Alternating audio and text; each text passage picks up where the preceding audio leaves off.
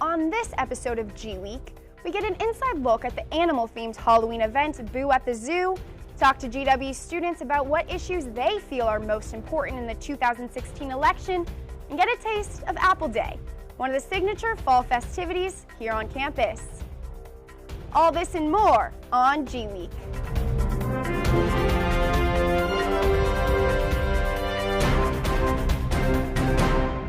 Welcome to the latest episode of GWeek. I'm your host, Mary Grace Brown. This year marked GW's first ever fall break. The October break lasted 4 days, extending from Saturday the 22nd to Tuesday the 25th. It provided an opportunity for students to relax, study, or travel. Many of GW's student organizations, particularly GW Trails and GW Democrats, took advantage of this opportunity and organized trips. GW Trails leaders organized backpacking trips to Zion and Shenandoah National Parks, while the GW Dems took a 4-day trip to Philadelphia to campaign. Back on campus, the signature event, Apple Day, took place to get students in the fall mood. Here's reporter Sam Cherry with the delicious details. Today we're coming to you from Kogan Plaza for GW's annual celebration, Apple Day. Apple Day is a time for GW students to celebrate the local apple harvest and sample some of the local produce and local products made within the DC area. GW invites local farmers to share their fall harvest and the importance of eating local with students. Richard's Farms, an apple farm just outside of DC, is run by a father-daughter duo. They have been coming to Apple Day for the last 8 years. We have brought all these beautiful apples here, which all of them have been grown on our farm. We've got apple cookies, country ham sandwiches, cider, pretzels. We open up in July for peaches. And then October is our apple picking season, so usually we close by the end of November. Well, we just love being invited to come. It's a great day. It's always sunny at the GW, right? So we're just very appreciative and thankful. Fresh Farms runs the Foggy Bottom Market by the Metro Station every Wednesday. We have lots of fun things. We have free apples, gourds, we have some temporary tattoos, but really we just want to do outreach and also let people know that we take GWorld, and so people can use their campus cards to spend at market and get some of those delicious and healthy food items. Apple Day gave students the opportunity to relax, listen to music, and even play a game of cornhole in the midst of midterms. I'm holding some York apples. It's a good time. They're playing some music. It's lovely. This year, Apple Day was used to mark the beginning of GW's first fall break. We hope you enjoyed your time off, Colonials. This is Samantha Cherry reporting for GWeek. Thanks, Sam. Earlier this month, 35,000 runners flooded Arlington for the 32nd annual Army 10-miler. The first wave of runners began at 8 a.m. as they raced to complete a loop between the Pentagon and the district. Augustus Mayo and Stephanie Reach were the overall race winners, clocking in times around 48 and 56 minutes, respectively. All proceeds from the event benefit Soldier Military District of Washington programs. Another popular event in the district this month was Taste of DC. Food lovers from across the DMV area braved the rain to attend. Here's reporter Shun Lee with the story. Earlier this month, the annual Taste of DC festival took place along 7th Street. The 2-day culinary event offered a diverse selection of food, drinks, and entertainment. Larger businesses such as Coca-Cola and Ford offered samples and competitions of their own. Ben's Chili Bowl held the 2016 World Chili Eating Championship on the main stage, where participants and members of the military competed to see who had the best chili eating abilities. Entertainment at the event included raffles, cornhole, and various live performances from a cappella groups and punk country bands. Reporting for GWeek, I'm Shun Lee. Thanks, Shun. Also this month, our very own Washington Nationals made it to the playoffs in what many hope to be a promising performance. The Nats are no stranger to the playoffs as they've won the National League East Division 3 times in the last 4 years. The Nats took on the Los Angeles Dodgers in the National League Division Series. After 4 games, the series was tied 2-2. Game 5 was the Nationals' last chance to clinch the series at home, but the Nats fell short in a heartbreaking 4-3 defeat. This was the 3rd time the Nationals have clinched the NL East and have lost in the first round of the playoffs. Meanwhile, it's the Chicago Cubs and the Cleveland Indians who are competing in the World Series this year. It's been 68 years since the Indians last won the World Series and 108 years since the Cubs won. We will be right back with more headlines after the break. Stay with us. Nearly 16 million people visit Washington, D.C. every year. Some come to witness, some to be heard. We come to make an impact, to learn from leaders, and to lead others. To create and create change. We are the George Washington University. We come to make history. Welcome back. October is National Breast Cancer Awareness Month. The annual health campaign is organized by major cancer associations to recognize survivors, bring awareness to, and raise funds for this disease that nearly 1 in 8 American women are diagnosed with. GWeek reporter Coralie Barreau talked to a GW doctor and breast cancer specialist about how the university's breast care center is beating this cancer, one pink ribbon at a time. Think pink. This is the mantra GW students, faculty, and physicians want others to remember this October for Breast Cancer Awareness Month. Physicians at the GW Comprehensive Breast Care Center provide quality evaluation and management for those affected with the disease. And for Dr. Anita McSwain, October means working together to spread awareness. So here at the Breast Care Center, we take a multidisciplinary approach to treating conditions of the breast, both benign and malignant. What that means is that not only can you come here to see a surgeon for consultation about your breast condition, but we also work with medical oncologists and our radiologists, our radiation oncologists, and our plastic surgeons and pathologists very closely. Breast Cancer Awareness Month means just getting the word out to women in the community and at large about early screening and detection. Awareness and support are important so that breast cancer rates, the most common cancer in women, continue to decline. Reporting for GWeek, this is Coralie Barreau.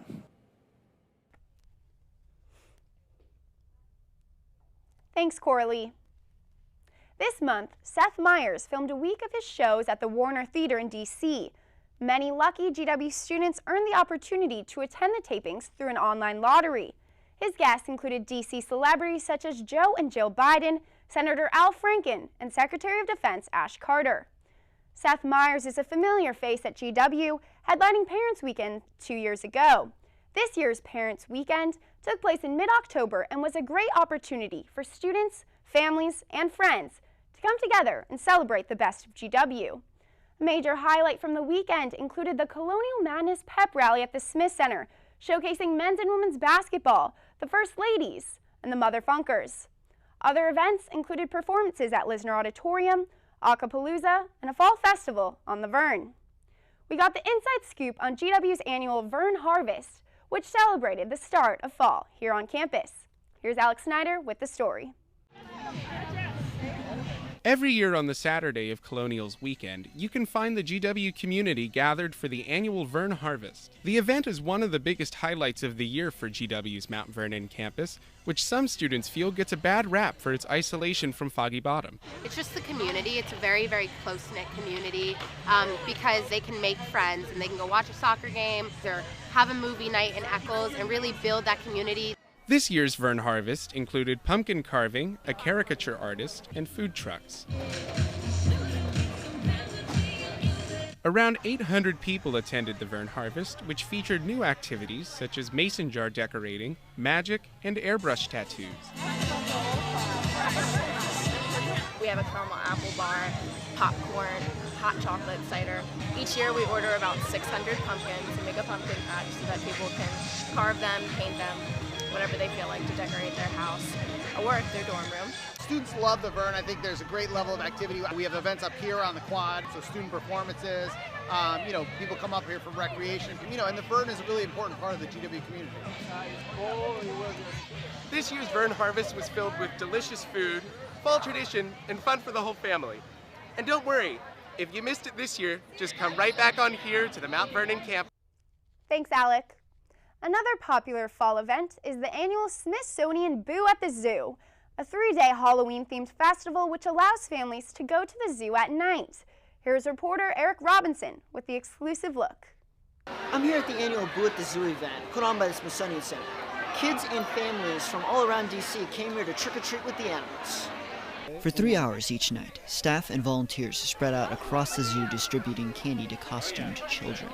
The kids are so cute. They're so cute, and they're all so nice, and they come and say trick or treat, and it's just fun to have a Halloween event that is focused on the kids. Events such as a spooky safari, a guided, child-friendly tour, and a pumpkin decorating competition kept families and kids entertained throughout the night.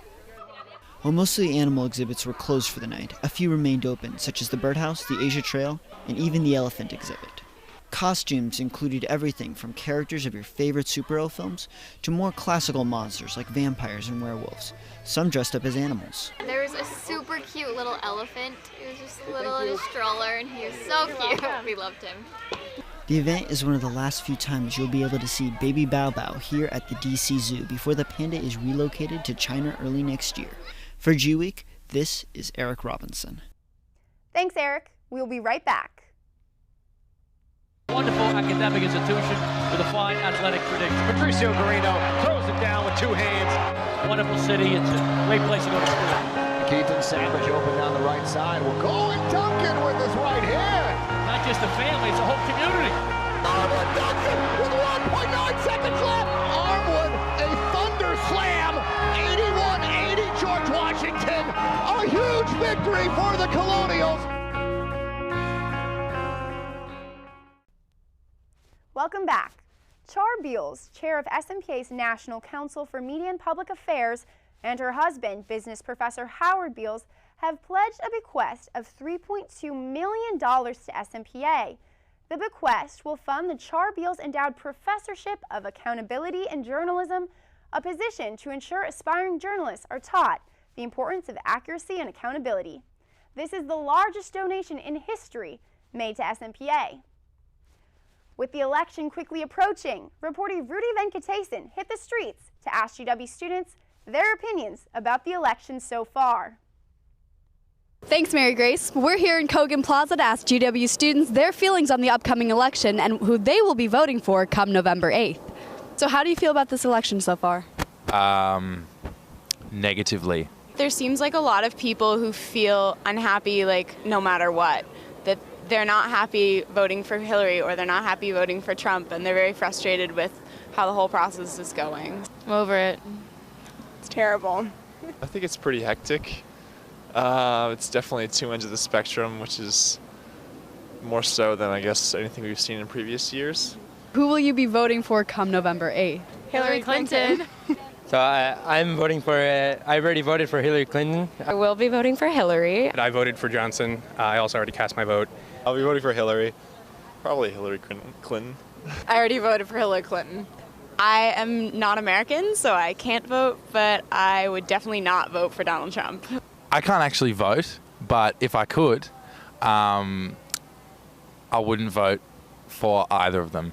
So I'm not an American citizen, but if I had a choice, I would have been supporting Bernie Sanders throughout. But since he's not running anymore, I would be pretty confused about my choices because I have severe reservations with the Hillary Clinton campaign, and I definitely am not going to be voting for Trump. So I'm not sure. I might have just stuck it out and not voted for anyone. Hillary Clinton. And why is that? Well, my parents say it's because I'm a woman, but let's be real. She's the only person who actually has a brain in this election, and I feel very strongly about that, so. Good Lord. I was hoping for something that I wanted to vote for someone I actually wanted to be president, not the person I least object to being president. Trump is terrifying, and I really don't want someone like that running our country, and I truly do believe that Hillary will do a wonderful job, so. It seems to be clear that GW students are pretty sided with Hillary. For GWeek, I'm Rudy Venkatesan. Rudy is here with us now to discuss the interesting findings from her survey of students. So, Rudy, this is one of the most unprecedented elections we've ever seen. Donald Trump and Hillary Clinton are two of the most disliked candidates to ever rise to the top of their major party tickets. And with so much vitriolic rhetoric and misinformation we've seen in this election, especially with these debates, it seems like it's such a struggle for undecided voters. But that's not what you found here on campus. You didn't find a lot of undecideds. No, you're completely right. This election is such an anomaly compared to the ones in the past. As you could see, not many students were keen on supporting Trump.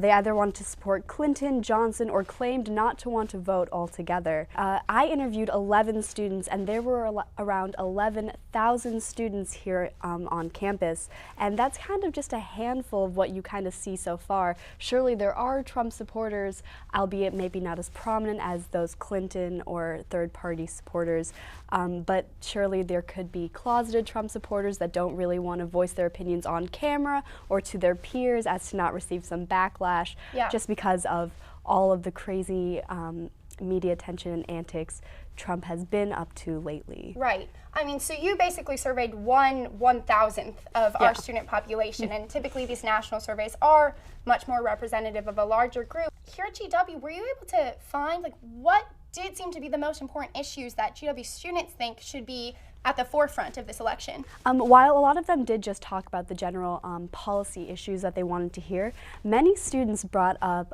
the idea of women's rights and equal rights. They didn't want to have, as some referred to it, as a misogynist in the White House, and they wanted someone who they thought would treat everyone fairly. So I thought that was really interesting to hear from students. Right. GW has such a large international representation. What did the international students have to say? Because, you know, so many other countries are looking at this election in the United States being like, what is going on? This is preposterous. No, that's a great point to bring up.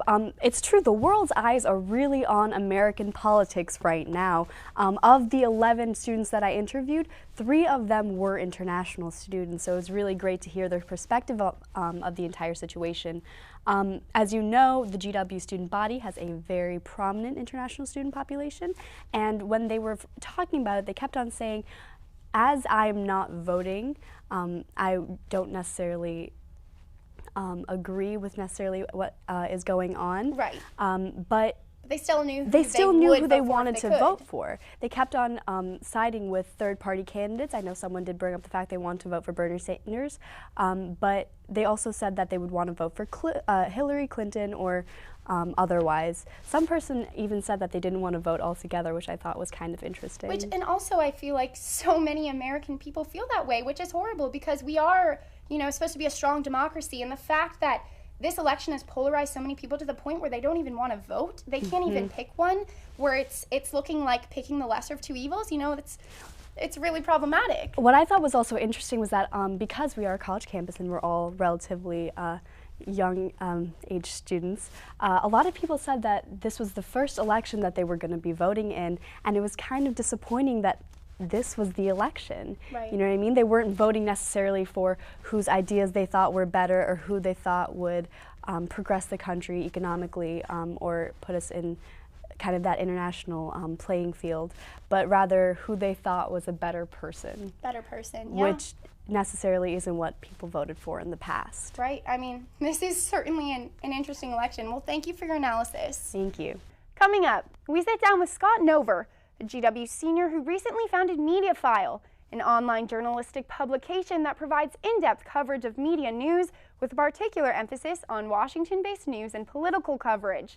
Stay tuned for the exclusive interview next. The George Washington University, at the intersection of policy, practice, and research, connecting all that Washington has to offer with an intellectual environment that drives progress, transforming vision into action, offering learning experiences that are rigorous, real-time, and real-world. In a city shaping the future, George Washington is a place where faculty and students don't just study the world, they work to change it.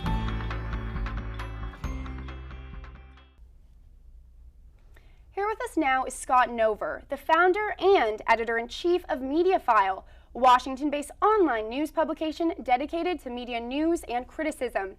Welcome to our show. Thanks for having me.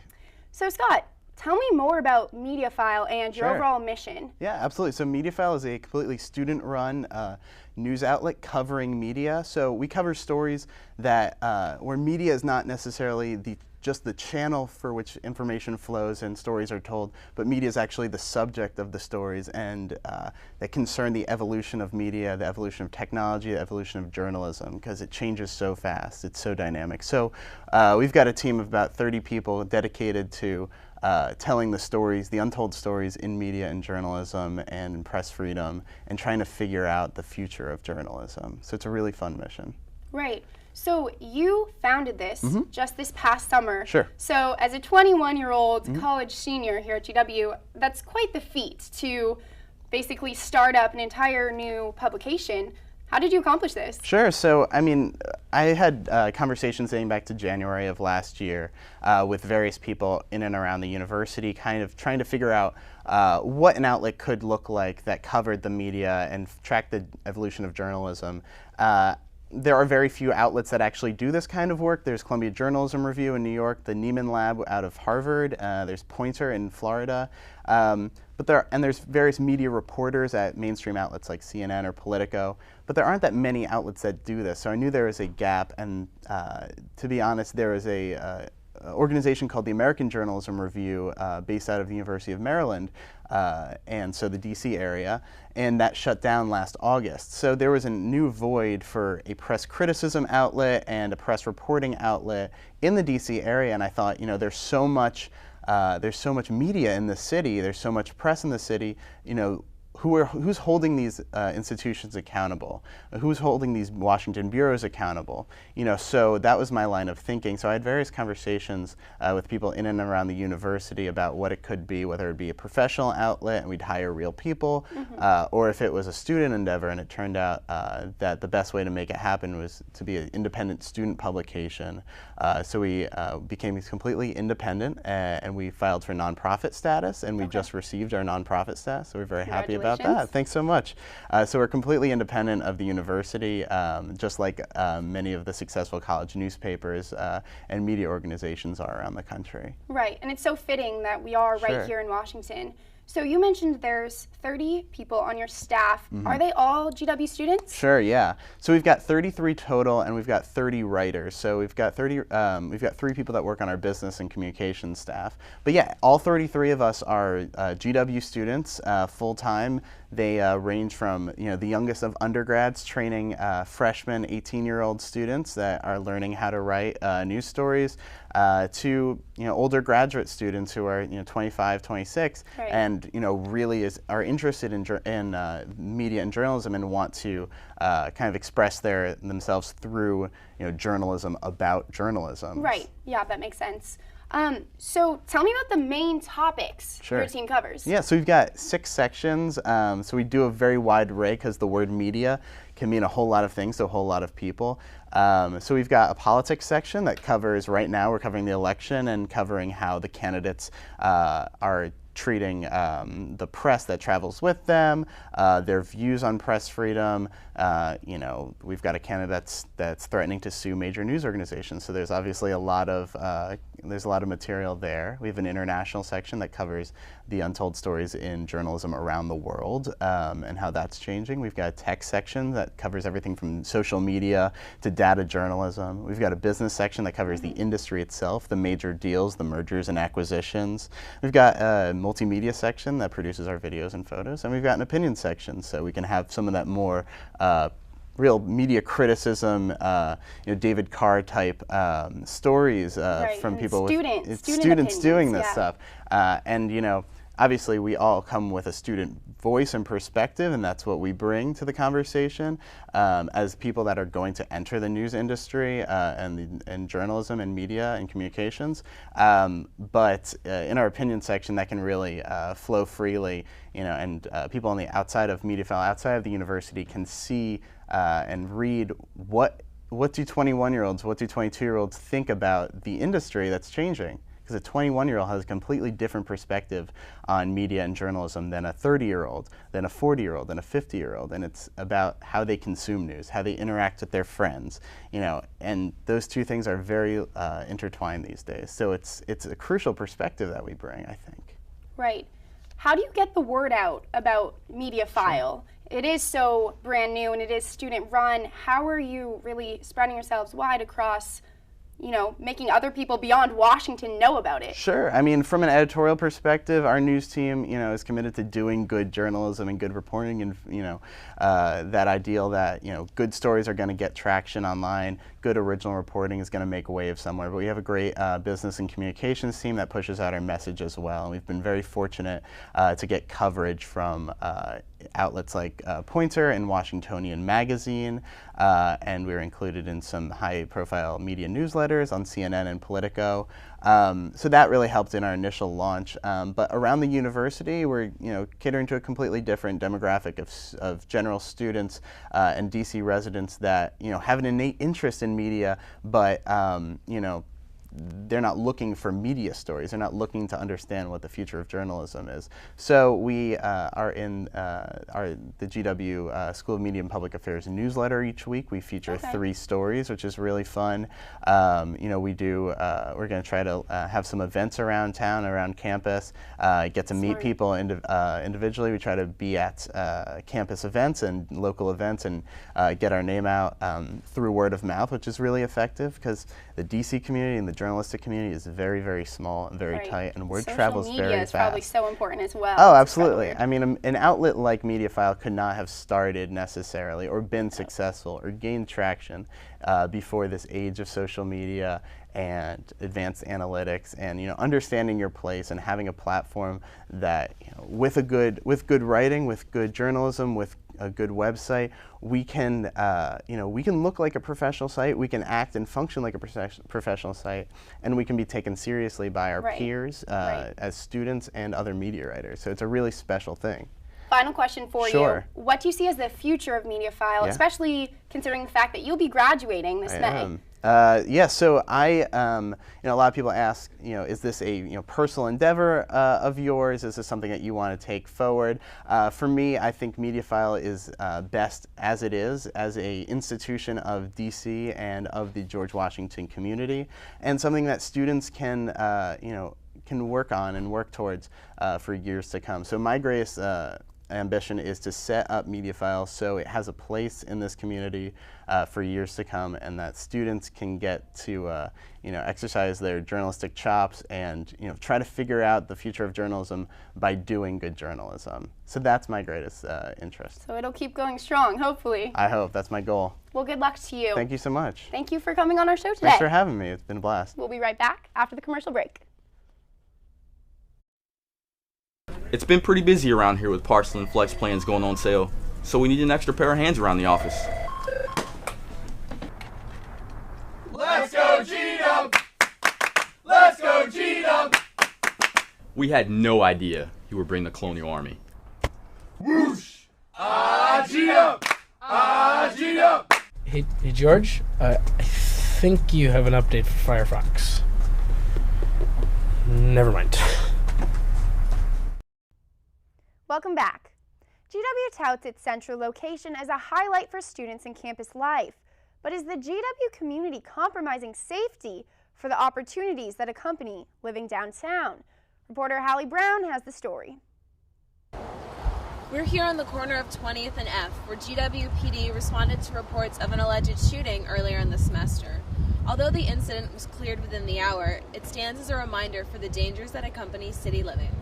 According to the annual Safety and Security Report, GW faced double the burglaries on campus in 2015, while reported robberies more than tripled. We took to the streets to see how students really feel about campus safety. Actually, in one of my classes recently, we had this man come in, and he appeared to have a gun. Yeah, it was actually big. It was over the summer. We had a summer class, and we immediately contacted the GW PD. They immediately came, and the problem was solved within at least 10 minutes.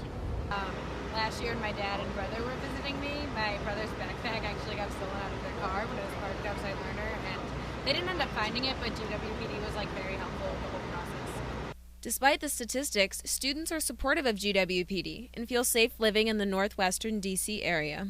Campus security seems fine. The area is really well lit at night. There's GWPD, and it's not really an issue. Even though we are in a city, the campus, it still has a campus feel. I could tell when GWPD is on their bikes or whatever, or walking around, I still feel very secure. GWPD recommends that students take advantage of their services, like blue light emergency phones and self-defense classes, despite GW being in one of the safest areas of DC. For GWeek, this is Hallie Brown. Thanks, Hallie.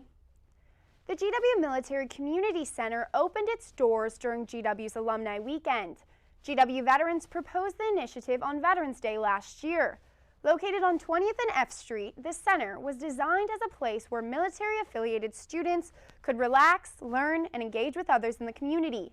Resources like GW Valor programming and services and military and veteran student support are also housed in the building. For over 40 years, Washington, D.C. has hosted the Marine Corps Marathon.